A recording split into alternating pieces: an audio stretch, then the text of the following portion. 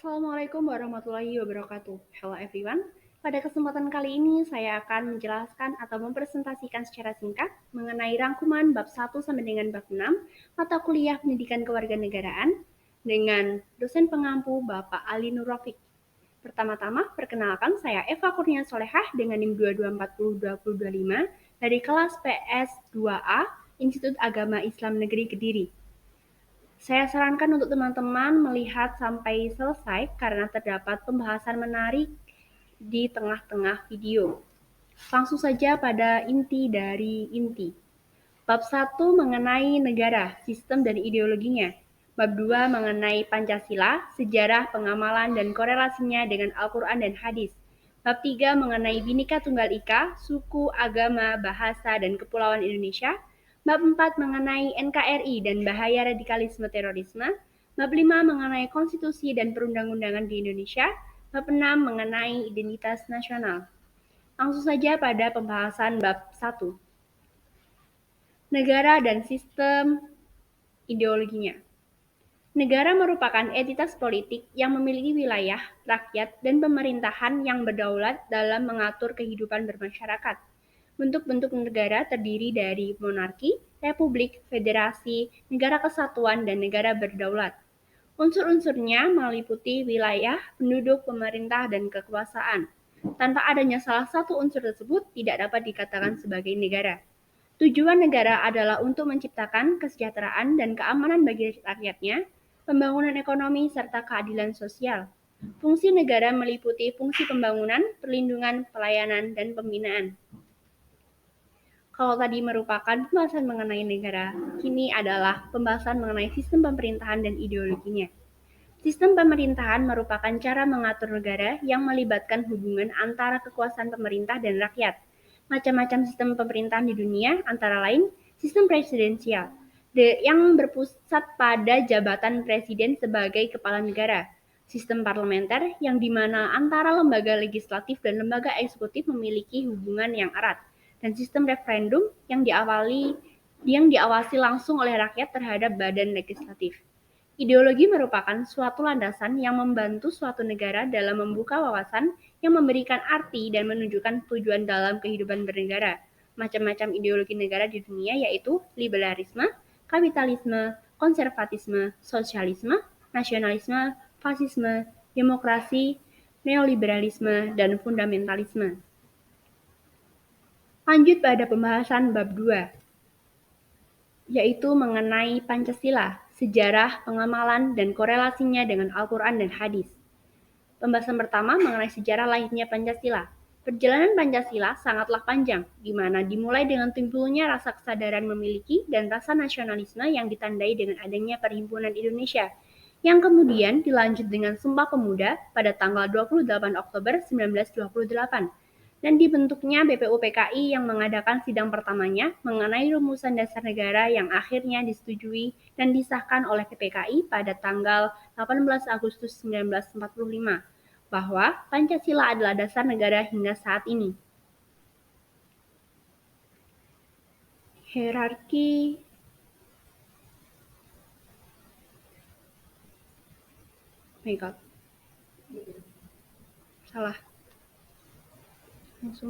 jeda. Yang kedua adalah pengamalan Pancasila pada kehidupan sehari-hari. Sila pertama dapat diwujudkan dengan beribadah tepat waktu dan selalu berbuat baik.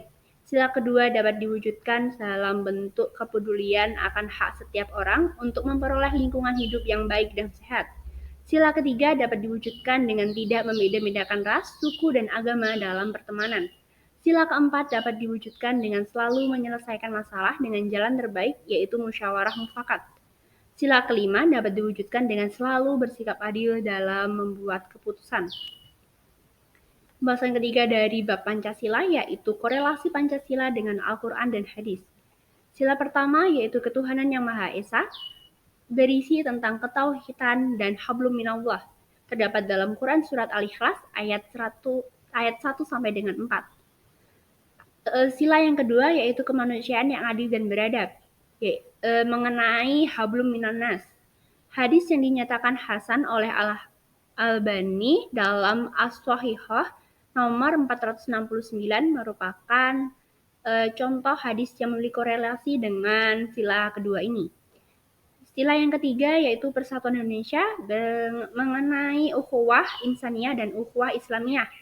Terdapat dalam Quran Surat Al-Imran ayat 105.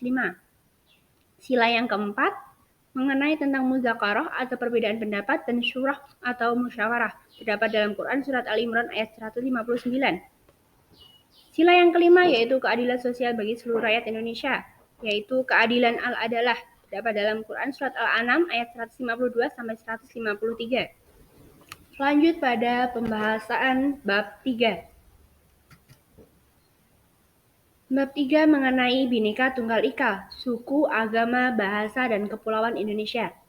Perumusan semboyan Bhinneka Tunggal Ika ini dilakukan oleh Empu Tantular dalam kitab Sutasoma. Bhinneka berarti berbeda, tunggal berarti satu, dan ika berarti itu. Jadi, dapat disimpulkan bahwa walaupun berbeda-beda, tapi pada hakikatnya satu. Bhinneka Tunggal Ika sebagai semboyan negara memiliki cakupan lebih luas, seperti perbedaan suku, bangsa, budaya, adat istiadat, beda pulau, dan tentunya agama, dan kepercayaan yang menuju persatuan dan kesatuan Nusantara. Hakikat dan peran di Bhinneka Tunggal Ika. Pada hakikatnya, Bhinneka Tunggal Ika yang diterjemahkan sebagai berbeda adalah satu, atau walaupun berbeda-beda namun tetap satu adanya, mengandung makna filosofi yang amat dalam. Hal tersebut menunjukkan pada kesadaran yang amat tinggi terhadap hakikat hidup manusia sebagai salah satu atau hanya bagian kecil saja dari kesemestaan ciptaan Tuhan. Cara membina bangsa Indonesia yang multikultural melalui Bhinneka Tunggal Ika.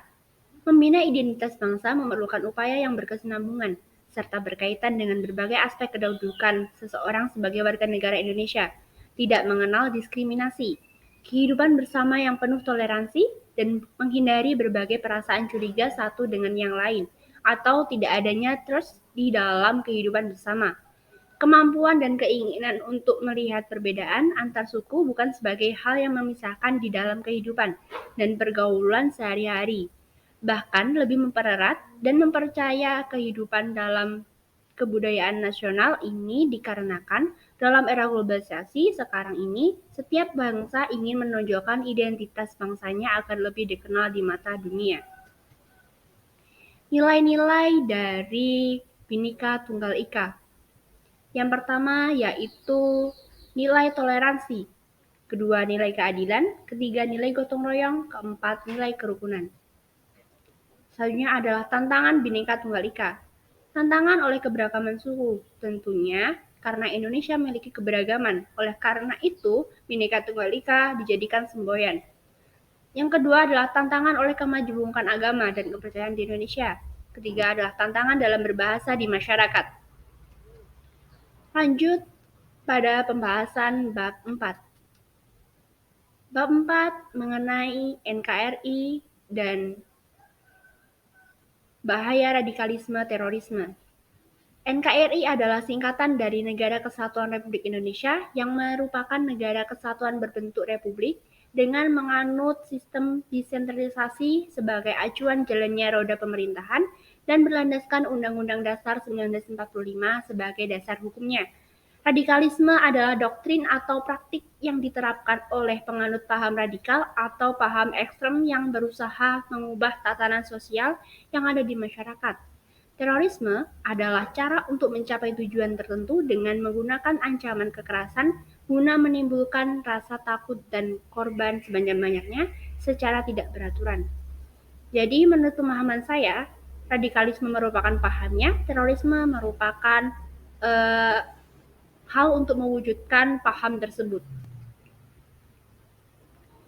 Faktor penyebab radikalisme dan terorisme, yaitu faktor pemikiran, faktor ekonomi, faktor politik, faktor sosial, faktor psikologis, dan faktor pendidikan. Selanjutnya adalah ciri dan karakteristik dari radikalisme dan terorisme, yaitu mempunyai ideologi suka mengkafirkan karena perbedaan pendapat, selalu menganggap bahwa paham dan cara mereka sendiri yang paling benar, mempunyai sikap yang berseberangan dengan mainstream, arus umum terutama pemerintah, selalu bersemangat untuk mengoreksi, menolak, bahkan melawan orang lain yang tidak sepaham, Kaum radikalis dan teroris membenarkan cara-cara kekerasan untuk mengoreksi orang lain, ingin mendirikan negara di sebuah negara, ingin menggantikan ideologi dasar negara atau haluan negara.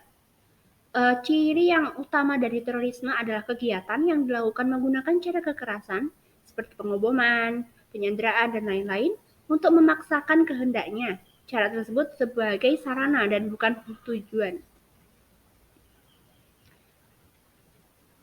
Ini merupakan contoh-contoh kasus dari terorisme dan radikalisme di Indonesia. Di antaranya adalah bom Bali. Setelah saya survei, bom Bali merupakan kasus terorisme paling besar di Indonesia karena tidak hanya terjadi dalam satu kali saja, namun 2 kali, yaitu pada tahun 2002 dan tahun 2005.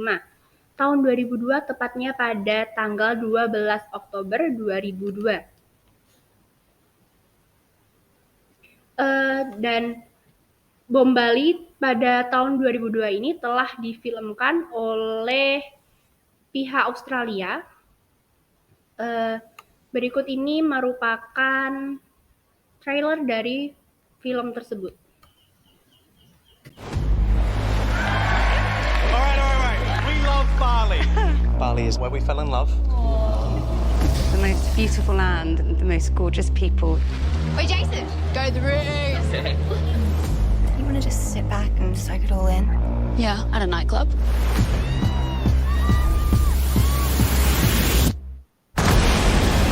Ada apa, Tona? Ada ledakan.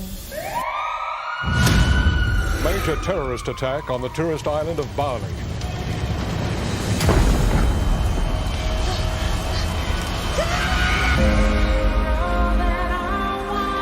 It's pretty bad.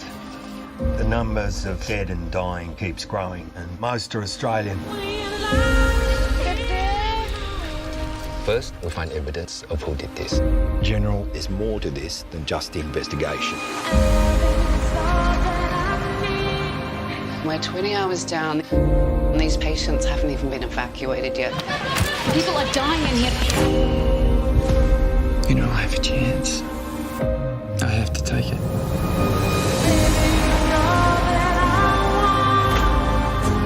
You lied to me. This is the world we live in.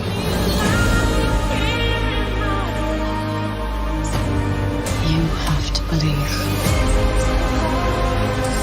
Let's get you home.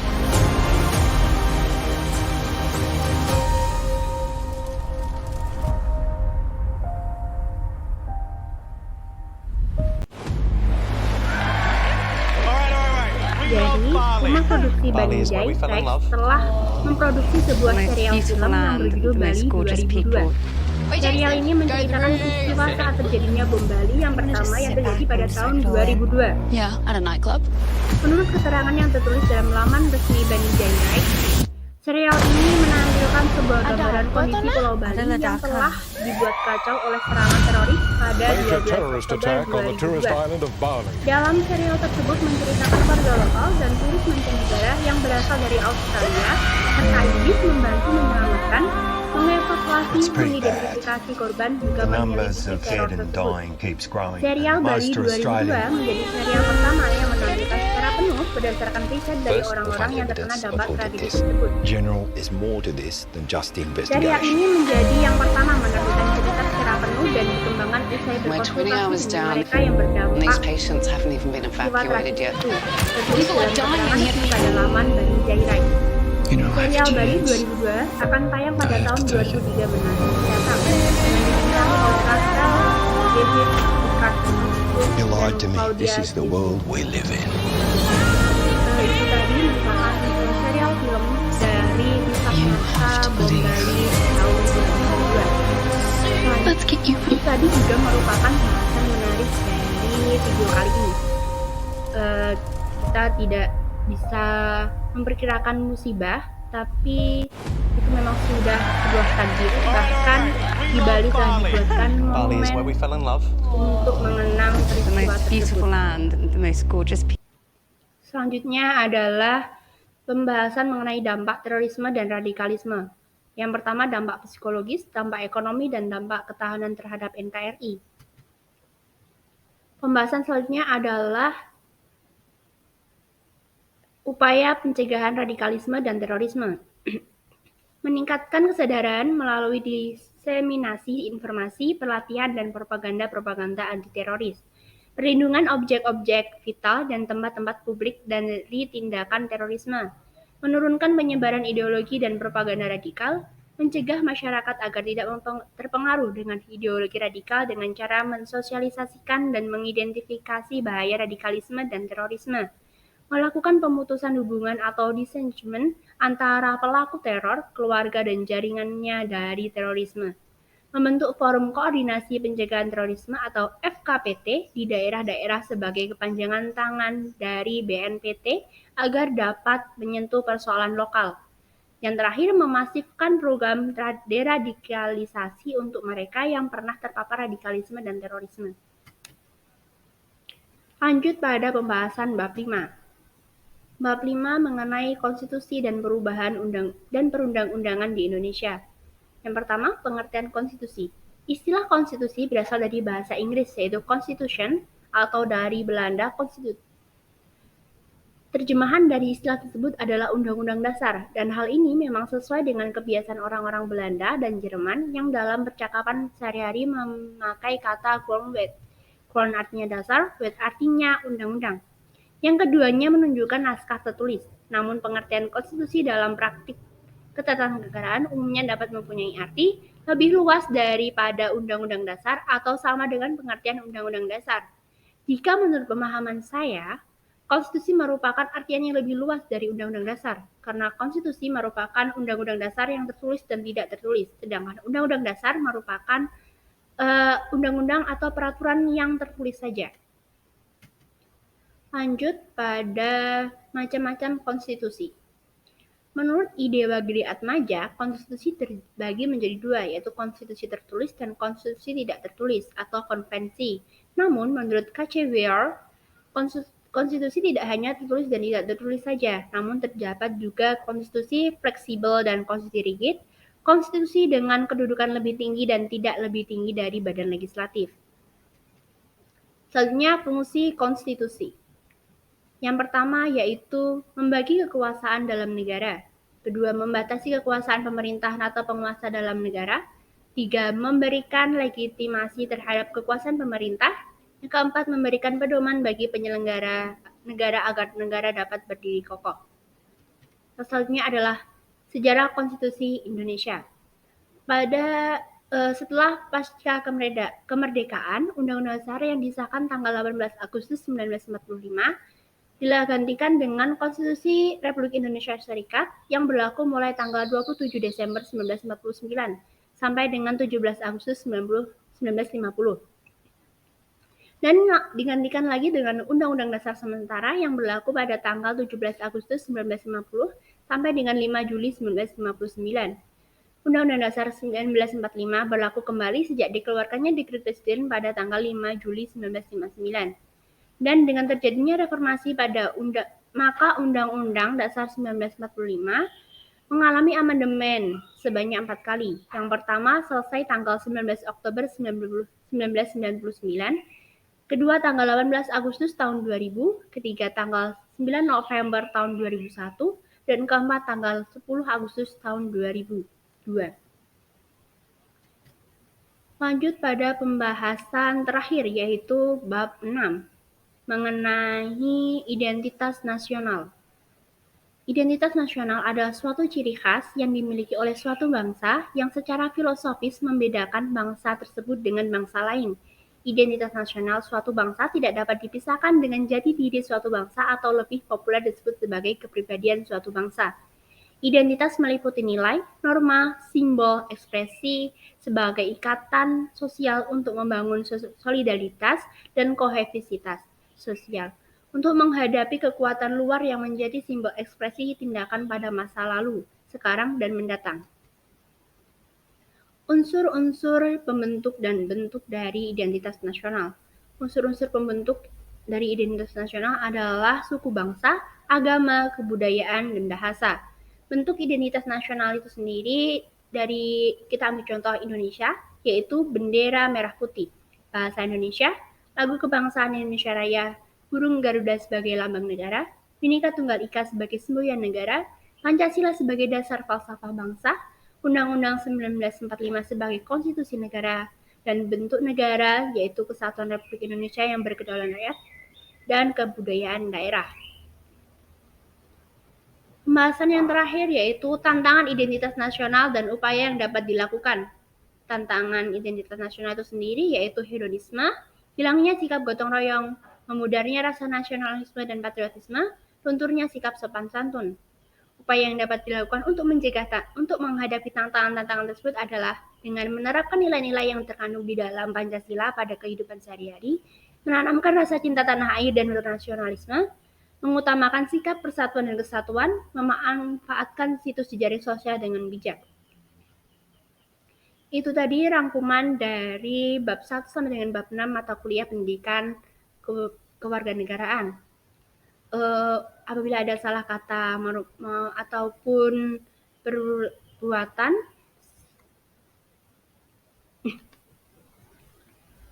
itu tadi merupakan pembahasan rangkuman bab 1 sampai dengan bab 6 mengenai Itu tadi merupakan bahasan singkat mengenai rangkuman bab 1 sampai dengan bab 6 mata kuliah pendidikan negara. Itu tadi merupakan rangkuman singkat mengenai bab 1 dan bab Itu tadi merupakan rangkuman singkat mengenai bab 1 sampai bab 6 mata kuliah pendidikan kewarganegaraan. Saya mohon maaf apabila ada salah kata ataupun menyinggung salah satu pihak. Saya tidak bermaksud untuk menyinggung pihak manapun. Terima kasih. Wassalamualaikum warahmatullahi wabarakatuh.